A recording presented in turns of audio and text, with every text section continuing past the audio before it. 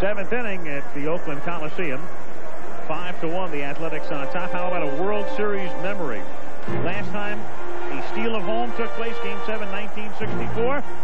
Narrate, sir. Mike Shannon was the runner at first. A big deal. I happened to score on the tail end of a double steal. So you did run well. Yeah. Not to mention, with a lot of speed. Elston Howard, the late Elston Howard, was the catcher. Bobby Richardson at second base. And that was the last pennant that the Yankees won until 1976. A long dry spell for the Pinstripes. And a long dry spell for the Pinstripes right now. They haven't won a pennant since 1981.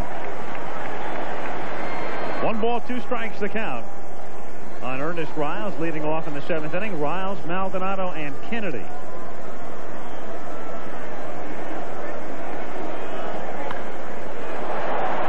To center field, but Dave Henderson has room. 1 away. Giants last night limited to 5 hits, and tonight only 3, and all of them have been singles. A's got a run in the first. Giants tied it in the third, and then Oakland erupted for 4 in the fourth. 5-1, and Candy Maldonado comes to the plate. Of the 8 hits the Giants have had in the 2 games, the only extra base hit, Will Clark in the 6th inning last night with 2 out and nobody on. Formidable performances by Dave Stewart and Mike Moore. And it doesn't get a lot easier. The A's were favored basically on the strength of great pitching. Stewart last night, Moore tonight. Now you come back with Bob Welch. Then in Game 4 you go to Storm Davis. The Giants, meanwhile, have Don Robinson pitching on Tuesday with a knee brace. And then on Wednesday, well, Mike Lacoste penciled in at the moment. Could be Scott Garrelts. Maldonado grounds it to third. And Carney Lansford throws Candy out. 2 down. Moore has retired 6 in a row. 2 down, and Terry Kennedy is the batter. In college football next Saturday here on ABC regional action, you'll see either Michigan against Iowa or UCLA taking on Oregon State, 3:30 Eastern and 12:30 Pacific next Saturday. Terry Kennedy. 0-1 the count. Goes back to something you talked about last night, Tim. In the opening, you talked that you did not think that the Giants had somebody that was as good as Oral Hershiser, a stopper that could come in and over the course of a World Series stop the A's and dominate. Yeah, it's been the case. 0-2 on Kennedy. But tonight, once you get past Mitchell, anybody with a base hit, looking at him right here, Kennedy, and that, as you said, was a single. Will it pop up out of play? No, once you get past Mitchell, when you take a look at the bottom 5 in the Giants' order, they are 1 for 13 tonight. Last night they were 0 for 15, and then Uribe with a bouncer back to Stewart went off his glove for a base hit. So not a lot of action for the bottom portion of the lineup. Yeah. Actually, going back over the scorecard last night, they were the bottom 5 was 1 for 17. And so 2 for 30 in the 2 games. You compare that with the bottom 3 of the Oakland A's. Terry Steinbach with a 3-run homer tonight. Walt Weiss batting 9th, a solo homer last night. Tony Phillips, an RBI, a run scored in last night's ball game. And Kennedy gone. And they're 2 for 31, the bottom 5, as we go to the bottom of the 7th.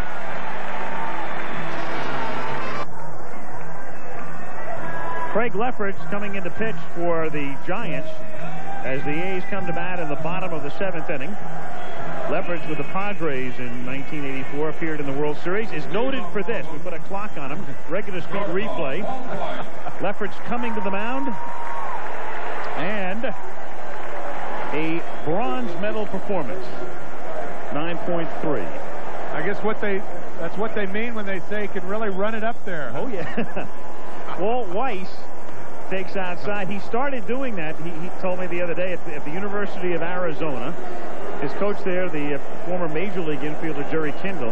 And Kindle said, look, I want all of you guys to run to your positions and run back. And he came walking into the dugout one day, and Kindle said, what are you doing? He said, I'm a pitcher. Kindle said, I don't care. And that's when it started and hasn't stopped. A marvelous year for Craig. See those 20 saves? That's a career high. 19 out of his first 20 appearances resulted in a save. Did the job before they made the trade for Bedrosian. See coming over from Philadelphia. So he was their savior early on with Mike Lacoste, who saved some games from the right-hand side. And Weiss gone on strikes. And that's his best pitch. Not only a backdoor slider as that one, a backdoor slider breaks late around the outside corner, trying to nip the outside part of the plate, but he also has a hard slider that he throws in on right-handers. Ball coming back. Also a screwball that goes away and a good fastball. Did have some shoulder problems. Ricky Henderson coming to the plate. We were mentioning that we wouldn't be surprised to see Eckersley getting in an inning of work tonight since he hasn't pitched in a week. As far as the Giants are concerned, the same thing would apply to Steve Bedrosian, who hasn't pitched since Monday. And especially since tomorrow is an off day. And there is Eck, who is now in the bullpen next to Gene Nelson. He has not pitched since the pennant-clinching game a week ago, and Bedrosian is down in the Giants bullpen. That's the funny thing about postseason. It would never happen in the regular season, where you go a week without getting in some sort of work. But that's what happens when you have that many days off. Excuse me, Lefferts with some shoulder problems. Same with Eckersley with the tightness. And Bedrosian apparently had some soreness in his right shoulder. That's hit fair by third down into the corner, and it dies in the bullpen. It is still in play. And Henderson moves into third. The umpire, Eric Gregg, giving the hands down signal, meaning still in play. And I think Kevin Mitchell went over there and thought that somebody had touched it and it was going to be a ground rule double, and it was anything but. And so Gregg, with 6 umpires in the World Series, working the left field line, kept putting his palms down. Henderson had hesitated, rounding second. He had thought for the moment that maybe the ball was out of play, but once again, Gregg put the arms down, and Ricky kept on going to third. One of those stand-up triples you were talking about. Yeah, right. That's right. Sure. Happen all the time. This ball hits the line, I believe. Yep, right on the chalk. Ball fair by Al Clark. And Mitchell going over. The ball bouncing around. The fan did not touch the ball, but technically that should be a ground rule double. Yeah. I think that ball's under the bench in the bullpen. But why wouldn't Roger Craig come out and say something? Unless the ground rules specify that a ball under the bullpen bench is in play. Well, but the A's are there. I mean, what is Mitchell supposed to do? Yeah, exactly. Go in between legs? Exactly. So the infield plays in. Lansford at the plate. And the pitch is a strike, and the count 0-1. You know, at this point in a 5-1 game, that doesn't seem to mean a whole lot. But if they come back here for game 6 or 7, that's got to be clarified to some degree. Very unfair for the Giants. Yep. Or anybody that actually hits the ball down there, if you're the defensive team.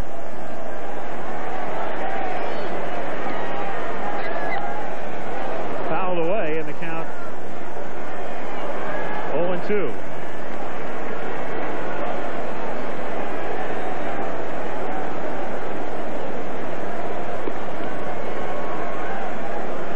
Another look right now. Well, it's clearly fair. The question is Mitchell unimpeded in his effort to come up with the ball once it goes underneath the bench in the bullpen? A fan reached for it first. He didn't touch it. Now watch the ball squirt under the bench. And the A's down there. Well, now Mitchell comes over, and he thinks it's out of play. Exactly. And on page 10, it says ball remaining on or under bench, 2 bases. That's page 10 of the Oakland Press Guide. That is correct. Off the glove efforts, but holding at third is Henderson as Thompson throws Lansford out on a 1-4-3. 2 down. Well, says the ball going under the bench and coming back onto the playing field, and it is in play. Well, Greg must have figured it didn't go under the bench. It appears to start to go under the bench when you look at it initially. Here's the replay, of course, on the last play. But then it winds up actually next to the bench. Again, Henderson holding at third. And there are 2 down. And they're going to walk Canseco intentionally, so despite Jose's woes in the World Series, they accord him the respect normally given a right-handed hitter with a left-handed batter on deck. Well, they saw Parker's third at bat last night off Adley Hammaker, and then he waved at some sliders. Hammaker came in last night, threw the ball real well, showed us a good slider, and that's what Roger Craig's going to do.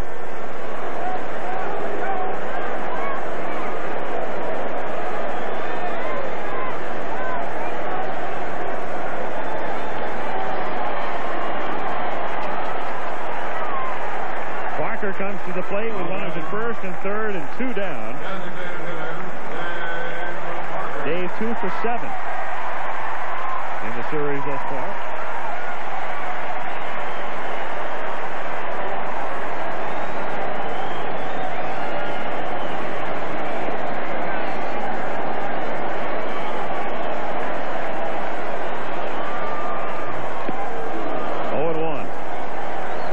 Blow in the game tonight, the 3-run homer by Terry Steinbach, 4th inning.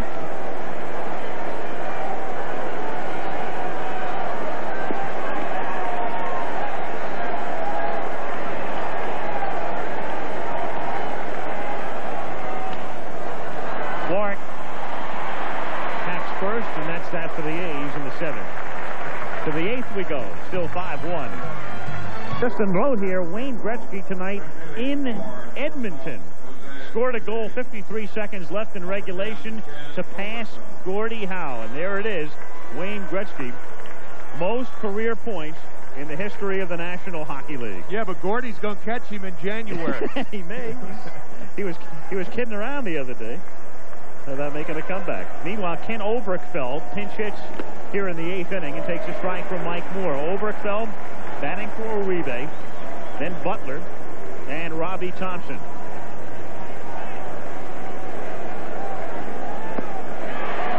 And it's 0-2.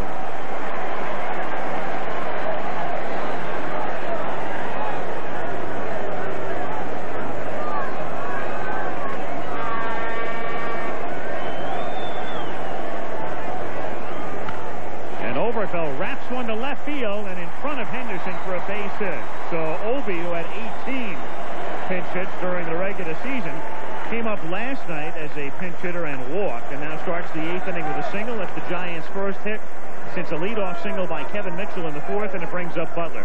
Now there's a look at the Oakland bullpen. As we take a look at Kevin Mitchell again on the Henderson triple, Billy Beane, who played part-time with the A's this season, is not eligible for the series, but the bullpen catcher. That's him, number 11. There's Mitchell reaching around underneath the bench with the ball in play on the Henderson triple. And it clearly states on page 10 of the Oakland Press Guide, ball remaining on or under bench, 2 bases. So it was not the right call by left field umpire Eric Gregg. And amazing that the Giants didn't dispute it. Really is. Yeah. Meanwhile, LaRussa goes to the mound. There it is, ground rule. Ball remaining on or under the bullpen bench, a double. Meanwhile, LaRussa goes to the mound, and he's going to go to the bullpen. Rick Honeycutt, the left-hander, will be coming in, and the ovation for Mike Moore.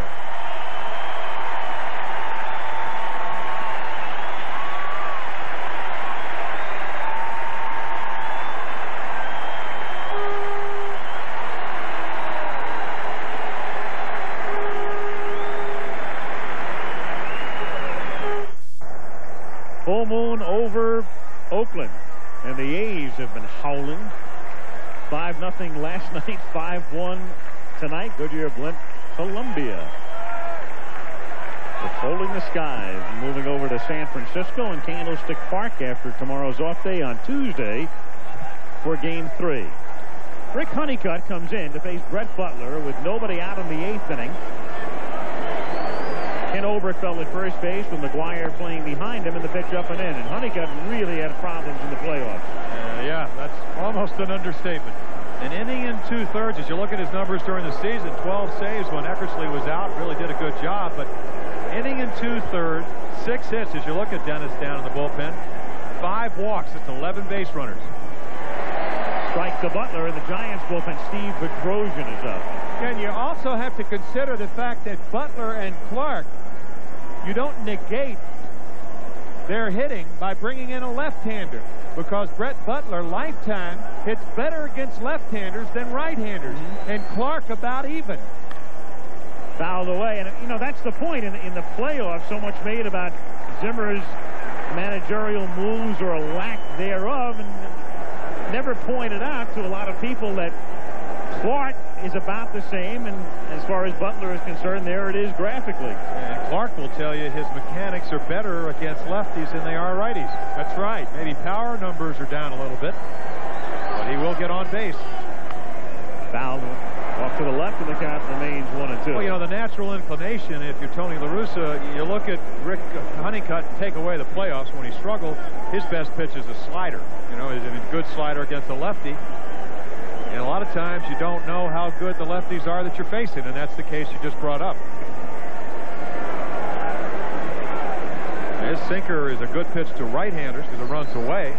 You know, you also use the slider, but he likes to use the slider against left-handers. And Butler loses his bat, and down he goes. And that was a nasty slider. Down and away, a ball that appears to be a fastball, at least a good one. You commit yourself, and the ball just kind of sails down and away from you. Right there, he thinks right here it's a fastball, and zip. See you later. Good angle, you can see, not only fooled by the movement of the ball, but also the speed. Robbie Thompson, the batter. Grounds one to Weiss, to Phillips for 1, to McGuire for 2.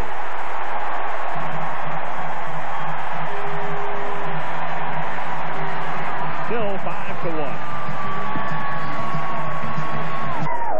Just to update Wayne Gretzky, he not only breaks Howe's mark with a game-tying goal in regulation, he wins it with a goal in overtime at the Northlands Coliseum, appropriately enough, as the LA Kings beat Edmonton tonight 5-4. And here in Oakland, we go to the bottom of the 8th inning, and Steve Bedrosian comes out of the Giant bullpen, as we had suspected, just to get in some work. Henderson swinging and missing. Normally Bedrock, of course, with Oberkfell remaining in the game at third and Matt Williams shifting over to shortstop. Bedrosian would come in a save situation, but he hasn't pitched since Monday. Tomorrow's an off day, so he needs some work tonight. And he shows no effects from the layoff as he begins by striking out Henderson on 3 pitches. 1 down. And it's also impetus for Oakland because this guy's got such great stuff that they know they cannot be trailing because he's usually going to do the job. He did a marvelous job. 6 saves with Philadelphia, another 17 with the Giants. Mark McGuire takes a strike on the inside corner, and the count is 0-1. I'll tell you, of all the good trades that Al Rosen has made, Steve Bedrosian may be the best of them. The Giants wanted Bedrosian before the season started, but the Phillies were requiring 2 big name players, and they eventually made the trade in early June. Dennis Cook, Terry Mulholland, and Charlie Hayes going to the Phillies for Bedrock. Well, very often a trade makes the difference for a pennant winner, as Bedrosian strikes McGuire out, so 6 pitches, 6 strikes, and 2 strikeouts. And it's not only the case, of course, with the Giants getting Bedrosian and winning the pennant, but the A's as well, as you go back to their reacquisition of Ricky Henderson. You look at a slider. correct me if I'm wrong, Tim, but you saw Bedrosian in the National League years ago. Didn't he throw close to 100 miles per hour, like 98? Threw awfully hard when he was with Atlanta, yeah. And then they made him a starter as last year. And the Phillies wanted to get him back as a short man, and they did that. And very effective.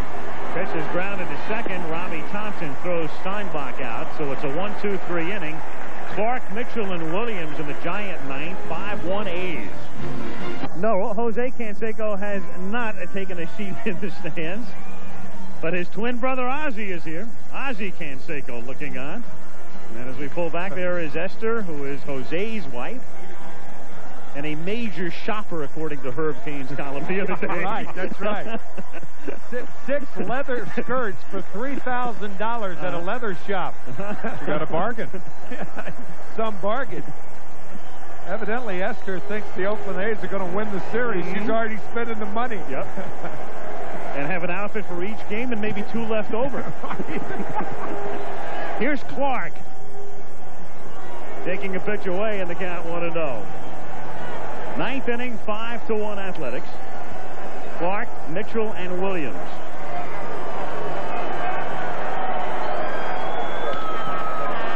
And a great diving stop on a hop by Phillips to throw him out.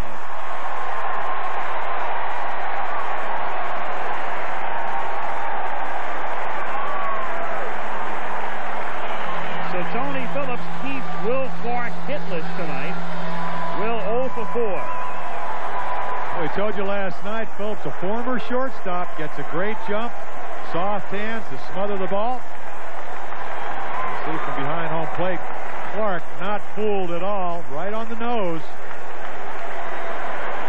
And Tony La Russa is going to the mound as you take another look at it, because he leaves Honeycutt in to face Clark, but now he's going to bring Eckersley in to get him some work with Mitchell and Williams coming up.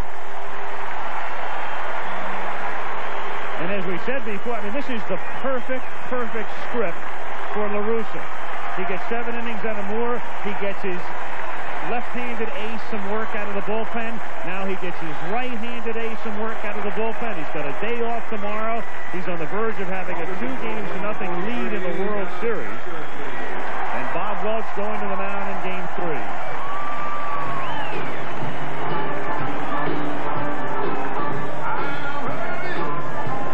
Let's get the inside pitch on Eck as we check in with Steve Sachs. When Dennis Eckersley comes in the game, he feels it's just 3 outs from being over. He's got good velocity and movement on his fastball. One that he sinks, and one that I have most problems with is the one he rides up high in the strike zone. And this sets up his slider to the right-handed hitters. Now, to the left-handed hitters, he has what he calls a frisbee pitch. It's sort of a sidearm type of a slurve that doesn't break much, but hangs out there on the outside corner for a strike. Also, Dennis has a big leg kick, and that makes him susceptible to the steal. That, of course, will not be a factor with nobody on and a 5-1 lead. But I'll tell you what, we talked about La Russa, and there's Tony. He did a great job last year, 104 wins, 99 this year. But did a great job the way he brought in Eckersley. 45 saves last year and only 72 innings. So he used them very economically. Eckersley has started for many seasons. In fact, he started the All-Star game one year in Montreal in 1982. And he will tell you, Al, that you said, you know what, you think it's a lot, you think it's difficult to be a starter? It is. He said it's a lot easier to get 1, 2, 3, or 4 hitters out than to go through the lineup 2 or 3 times, which is what a good starter has to do. Hard to believe. Here's Eckersley at the very top of his game. Just a masterful relief pitcher. But here's a guy who made his major league debut in 1975. With Cleveland. On from Cleveland to Boston, then to Chicago. And he became a short reliever for the A's. And I was thinking the same thing. Top of his game. I mean, how many pitchers can you say are at the very top of their game in their 15th year in the big leagues? I mean, as great as Nolan Ryan is, he's been around a long time. You would think, you know, there was a certain point early on in his career when he was really what you would call the top of his game. More so than now. 1-1. When were you at the top of your game, Jim? If you had to pick a year. Take a look at Tony La Rossa's kid, 1975, which put me when I was 30. She's cueing her mom. Elaine LaRussa. But the amazing thing about Eckersley is not only is he mature, because when he came up, you know, you had the Eck language, but his control, only 3 walks in 57 innings. And he throws the ball where he wants to. Most of the time, remember, did have a stiff arm yesterday, which is why he did not pitch. You will not see many 3-1 counts from Dennis Eckersley. That's not the way he likes to pitch. 1 out, bases empty in the 9th. Coming all the way back is Steinbach and Lansford. Put into the 2nd row. Well, Don Robinson, stiff knee and all, will go to the mound on Tuesday. And again, when you go to the National League Park, the pitchers hit. And there is as good a hitting pitcher as there is in baseball today. Bob Welch in the Oakland dugout, second from the right, will be on the mound. And you saw Storm Davis in the picture as well, who would pitch in a 4th game. Lansford has room. In the middle of the logo makes the catch. And the A's are 1 out away from going up 2 games to love. Executive producer is Jeffrey Mason. Tonight's game produced by Curt Gowdy Jr., directed by Craig Janoff. Pre-game and replay producer Rob Beinert. Technical director Mike Blazo. Associate producer Mike Rosen. Associate directors Earl Fryman, Dave Kiviat, and Tony Slotkin. 2 out. Bases empty. And Williams at the plate. 1-0 the count. Going back to the inside pitch, as you look at the brain trust of the Giants, that Frisbee pitch is the pitch that Gibson hit for the game-winning home run. Game 1 last year that got the Dodgers off to a good start. Eckersley with a 4-3 lead. Gibson with a 2-out, 2-run home run to win it. And we talked at the top of the telecast about the sense of purpose and resolve that the A's have after last year's World Series. And I don't think any player has more resolve than Dennis Eckersley to try to wipe the slate clean after the Gibson homer. To Phillips, who juggles but recovers, and the A's lead 2 games to 0.